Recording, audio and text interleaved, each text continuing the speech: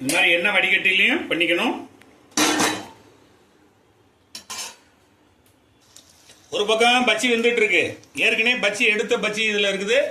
எப்படி இருக்கு உப்பு எல்லாம் சுவைத்து பார்ப்போம். நல்லா சூடா இருக்குது, செமையா இருக்குது. நம்ம ஆர்சிஎம் ஐட்டத்துல இருந்து எல்லாமே பண்ணதுதான். எப்படின்னு பார்த்து ஓடிங்க. செமையா இருக்கு.